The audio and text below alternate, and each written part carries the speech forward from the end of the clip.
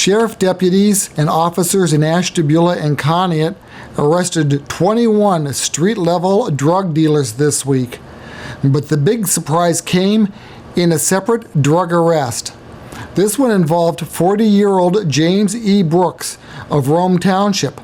Officers said when conducting a drug raid, they routinely check fire rings where evidence is often destroyed. This time, they found human remains.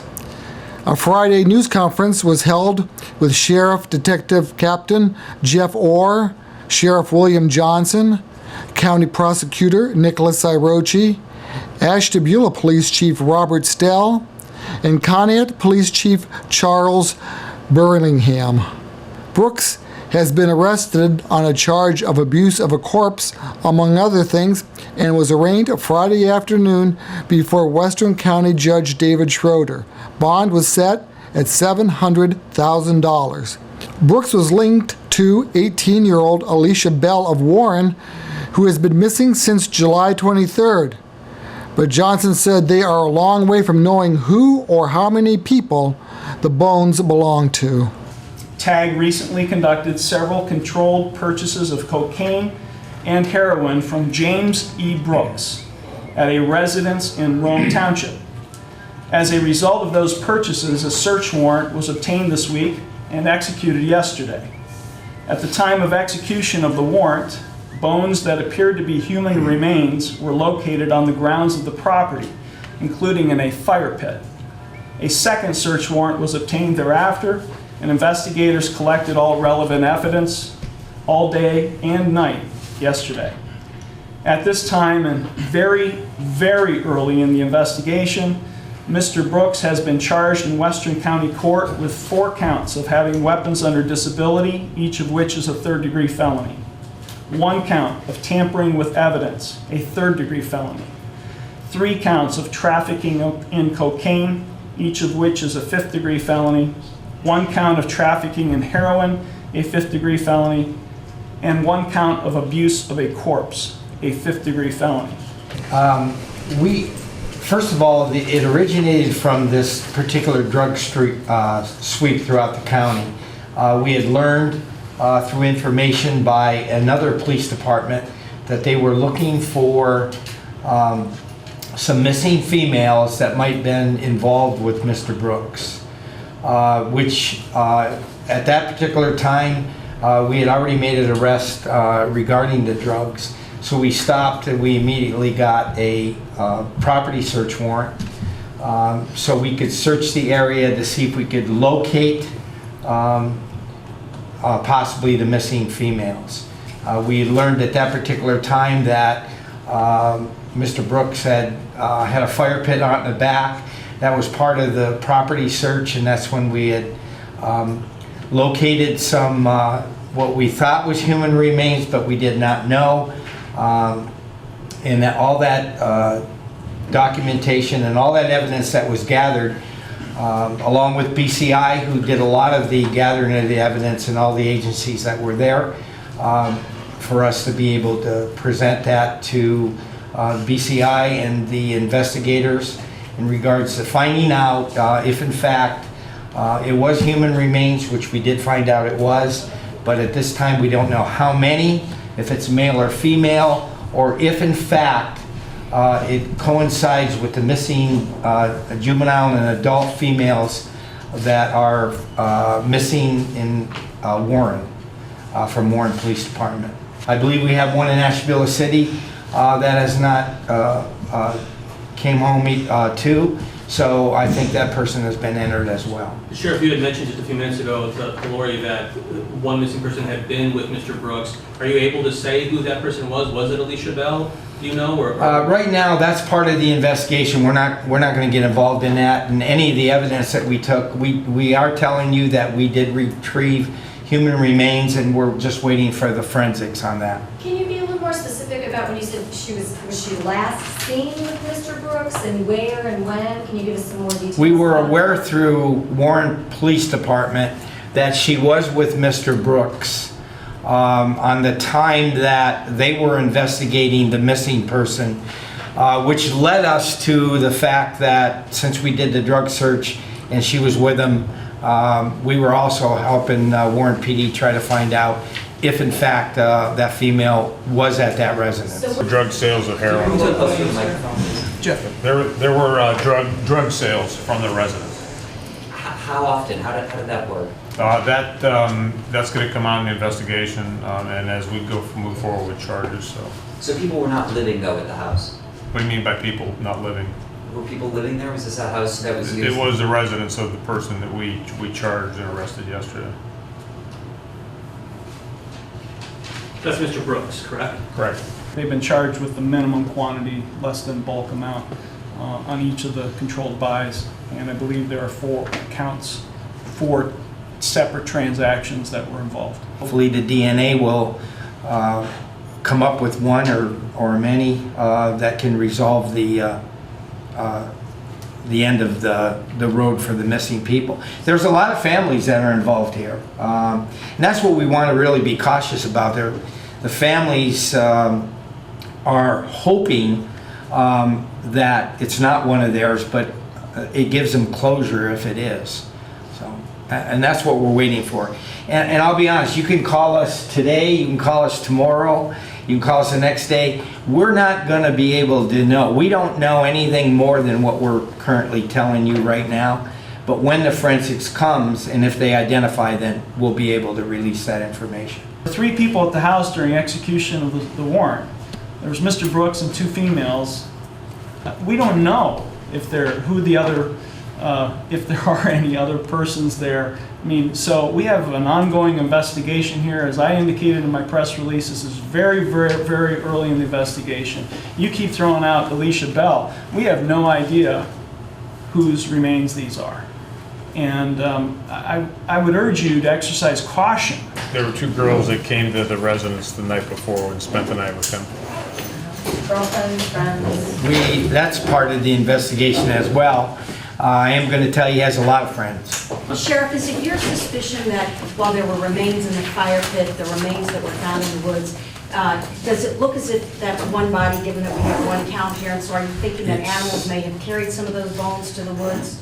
Or somebody had moved them from the fire pit. Not everything was in the fire pit, but there's no way to determine how many, or if it's male or female, or in fact, and Nick said it well, we do not want to put somebody's name out there that it might not be. Are you confident you got any bones that were there, or are you still looking in the area? Everything that we did, it was till 3 o'clock in the morning. They took everything that we possibly could see or find and entered it into evidence. So if you want to say that's confidence, we'll find out. But the crime scene is still secured. It has Right. not been released. So. Right. Sheriff, what does Mr. Brooks do for a living? I can't tell you that. I don't know. No employment. No employment. No employment. Does it appear he's a drug dealer? Yes. Very confident too. Okay. Appears to be a drug dealer. So we can just say he's a drug dealer? Yes. And he is one of the people who had a search warrant, the group of 21 people, was it? He was not. No. No. It's all part of the TAG investigation, but he was not part of the sweep that was scheduled. So the search warrant happened this week, and it just all seemed to dovetail So along with. what is his connection to the sweep? Well, the only relationship drug to the sweep is there's a drug investigation by TAG. Or no? No, Mr. Brooks is These are two totally separate Brooks is the drug dealer. So it's part of our job, and that's what we do out there. We investigate drug dealers. So people give us tips. We work undercover. We conduct drug investigations. And in this case, we made undercover buys from him, and the search warrant followed those buys. You made 4 undercover buys from him. I believe. Right. I believe. In Okay. that. So in all of our investigations, methamphetamine is a problem drug in our county. And when we go to all these drug houses and we encounter fire pits, we always look at the fire pit to see if evidence is destroyed. And that's a common practice with meth labs. So they were looking to see if there were items in there. And then some of the officers that were out there observed things that appeared very suspicious to them, and that causes us to stop and think and reassess where we're at, and to call to the prosecutor office and to call for the next search warrant. Tuesday, August 18th, the Ashtabula County Grand Jury issued secret felony indictments against 21 street-level drug dealers in the cities of Conneaut, Ashtabula, and surrounding Ashtabula County area. This undercover operation was primarily coordinated by the Trumbull Ashtabula Group Law Enforcement Task Force, the Ashtabula County Sheriff's Department, the Conneaut Police Department, and the Ashtabula Police Department. The main purpose of the operation was to target traffickers of illegal narcotics, remove drugs from the streets of Ashtabula County, and potentially save lives. Many of the individuals who have been indicted by the grand jury were arrested yesterday and today as part of a multi-agency arrest sweep and have been booked in the Ashtabula County Jail. All of those individuals arrested have also been, or in the process, as we speak, of being arraigned in the courtroom of Judge Mary Ann Cezanne today. Arrest warrants have been issued against those persons who have been indicted and not arrested at this time. Rochi identified the following people as having been indicted by the grand jury: Jeffrey Irvin James Adams of Conneaut, 1 count of complicity to trafficking in heroin. James Booker of Ashtabula, 1 count trafficking in heroin. Sean Brainer of Conneaut, 1 count trafficking in heroin. Carla M. Brown of Conneaut, 1 count aggravated possession of drugs. John W. Fury III, 2 counts of aggravated trafficking in drugs. Jonathan L. Gunn of Geneva, 3 counts of aggravated trafficking in drugs, 1 count trafficking in counterfeit substances. John M. Hadlock, Saybrook Township, 3 counts aggravated trafficking in drugs. David J. Hamilton of Saybrook Township, 1 count complicity to aggravated trafficking in drugs. Jason M. Hood Sr. of Ashtabula, complicity to trafficking in heroin. James A. Jeppy Jr. of Ashtabula, 1 count trafficking in heroin, 1 count trafficking in counterfeit substances. Craig Leon Johnstone of Ashtabula, 3 counts trafficking in heroin. Joel Lane Jr. of Conneaut, 2 counts trafficking in heroin, 1 trafficking in aggravated trafficking in drugs. Christopher L. Lawson of Conneaut, 3 counts trafficking in heroin, 1 count aggravated trafficking in drugs, 1 count trafficking in counterfeit substances. Brittany Nicole Maynor of Ashtabula and Conneaut, 1 count aggravated trafficking in drugs, 2 counts trafficking in heroin. Catherine A. Oster of Conneaut, 6 counts trafficking in heroin, 1 count aggravated trafficking in drugs, 3 counts endangering children. Ron Paul Santillo Jr. of Ashtabula, 3 counts trafficking in heroin. Chastity Sweeney of Ashtabula, 3 counts trafficking in heroin. Delshawn Wells of Ashtabula, 3 counts trafficking in heroin, 1 count possession of heroin. James P. Wells of Trumbull Township, 2 counts having weapons under disability, 1 count trafficking in heroin. Angel Don Wheeler of Conneaut, 1 count complicity to trafficking in heroin, 1 count endangering children.